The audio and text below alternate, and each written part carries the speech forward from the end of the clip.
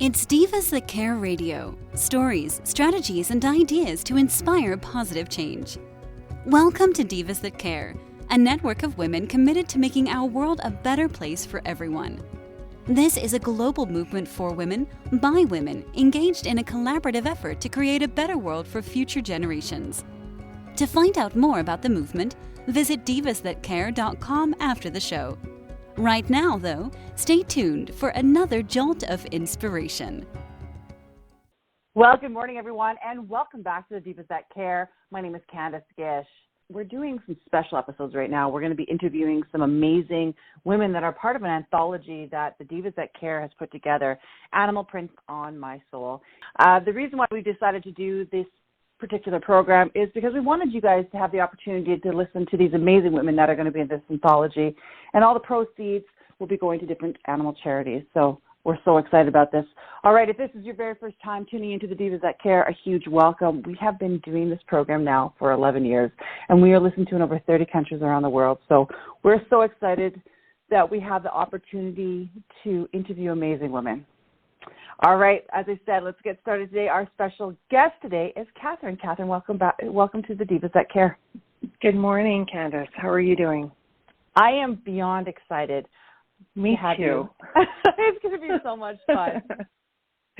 Me too. This is really an amazing opportunity, and I'm very, very excited. Oh, well, thank you. Okay, so would you mind introducing yourself to our listeners today? Well, my name is Katherine. I've been an entrepreneur since I was about 21 years old, I think is when I started my first business. I went back to school when I was about 26 and became a life coach. And about 11 years after that private practice, I decided that I was going to train dogs for a living. So I did that for 9 years.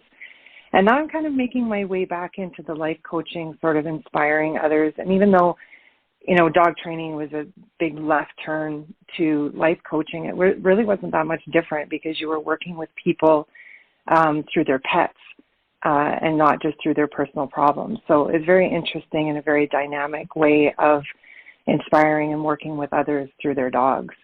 And now I'm just, looking at writing and doing some podcasting and some blogging and getting my story out there and inviting others to share their stories with me as well in hopes to and help others through tragedy and through, hardships in life. And then also sharing inspiring stories of good things too, not just all bad.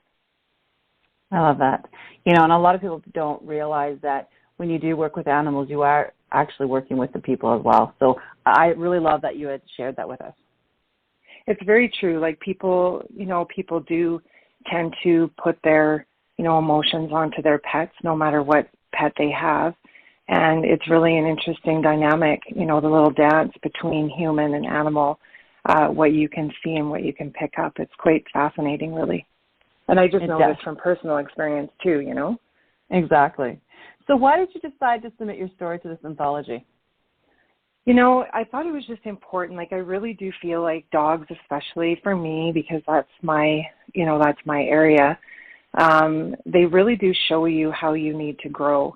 And through so many life experiences and so many dogs that I've had, they've gone through these experiences with me. And even looking back at the dogs that I don't have anymore, they've showed me how I need to change or how I need to grow in my own life, because their number one job is to take care of me. And I see that, especially now as I'm 49 years old and I've gone through so much in my life, and I look at my dogs just even now and how incredibly important they've been to my growth and to my healing. And I just wanted to help share, a little bit about how they have affected my life and just being aware of their presence and being aware of their behaviors and being able to share that particular story in your book just really resonates with me in a really positive and uplifting way. Yeah, your story is quite impactful. It is very heart-wrenching in some spots. And so how has the story impacted you? You've kind of mentioned a little bit about what the story is going to be like. I can tell why it's really important to you. But how has this impacted your life? Well, so many ways, really. Sorry, I just had to clear my throat.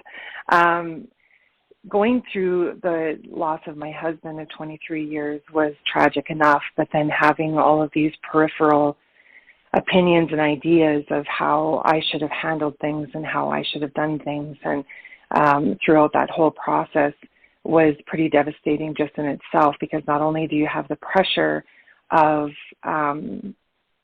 that life event and going through something so tragic, having my dogs there to witness all of that for me as well, it really showed me how much pain I was holding inside, because it was coming out in them in so many different ways. And it's funny how I didn't notice it at first. And as I continued to spiral down this rabbit hole, they continued to have little outbursts and little behavioral issues. And, it wasn't until a friend of mine said to me, you're not doing well and we're really worried about you, did I actually sit back and really notice how destructive my life had even come. And here we are 2.5 years later, and I'm still working through some stuff, as we all are. We still need to do the work. Just having that awareness is huge for me specifically, and being able to use my dogs, I guess, for lack of better words, not just as a healing tool, but to nurture them and take care of them in the ways that they need so that they can heal through this process with me. Well, we're so excited that you've shared this amazing story with all of our, I would say, tribe out there. So thank you so much for doing that. Thank you. I really appreciate the opportunity and accepting my story as one that will be in the book. It's very exciting to me to be able to resonate with others in ways that we don't really have the chance to right now because of the pandemic and the way the world is right now. We need to lift each other up and support each other and not tear each other down and be angry. I completely agree with that.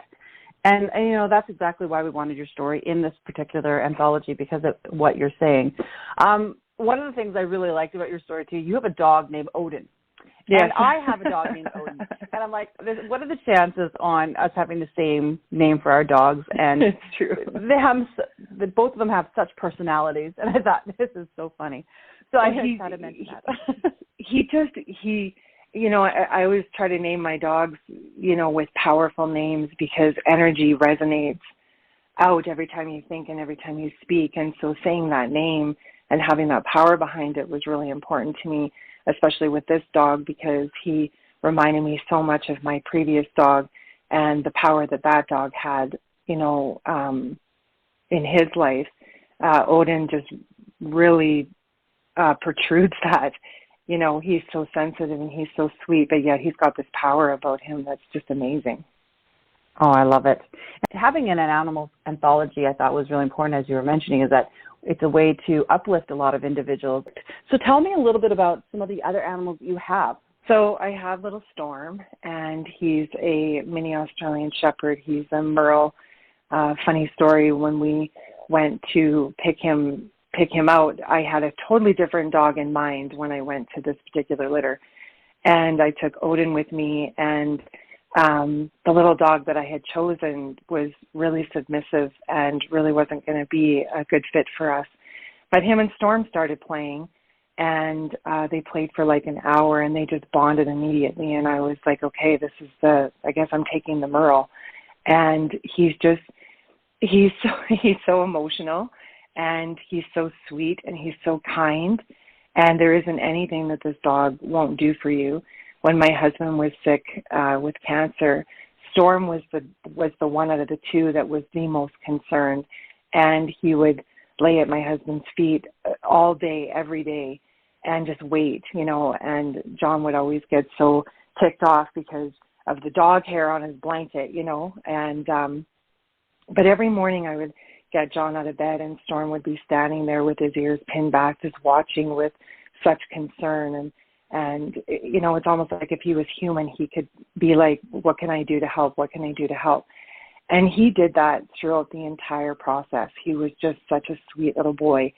And the day that my husband passed away, he jumped up on his lap and licked his face and jumped down and went and laid on his bed. So he just exudes this really outgoing and caring personality, and he's not without giving you crap if you do something that ticks him off, So he's quite the little dude, and I just love him so much. The two of them are just so different in their power and their dynamic and the way that they converse and the way that they talk to me. And they're the yin and the yang, and Storm just has this presence about him that is just amazing, and I just love him so, so much.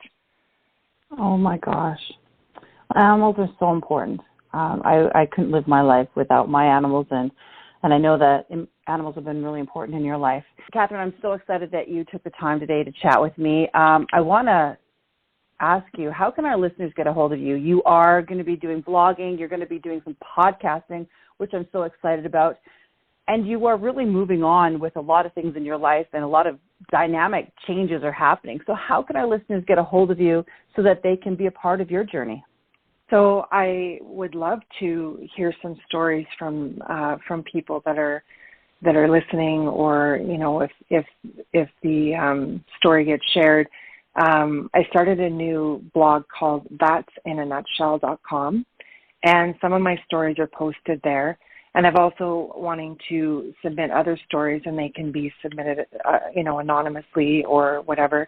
And then my podcast is That's in a Nutshell on SoundCloud? I think it is. And, just reach out to me, that's in a nutshell at gmail.com, and ask any questions that you might have. I'd be so happy to hear your story and how brave women are out there. We really do need to continue to lift each other up instead of tearing each other down. And I would love to be that sounding board. I love that. Thank you so much. Thank you, Candace, so much for having me on your show. Well, I had a blast. And for all of our listeners, make sure that you check out Animal Prints on My Soul. Katherine's story is Expectations, People versus Dogs, and you don't want to miss that. Again, thank you so much. I can't wait to have you back on the program for another show later on. That would be great. That would be really great. Well, I'm excited. And for all of our listeners, make sure that you check out all the other podcasts in regards to the Animal Prints on My Soul. We have a bunch of amazing hosts on the Divas That Care Network that are interviewing these amazing women, so you don't want to miss those shows. So thank you again, Katherine. Thank you to all of our listeners. Thank you, Candace. Make sure that you do something kind today. Until next time, everyone. Thanks for listening. This show was brought to you by Divas That Care. Connect with us on Facebook, on Instagram, and of course on divasthatcare.com, where you can subscribe to our newsletter so you don't miss a thing.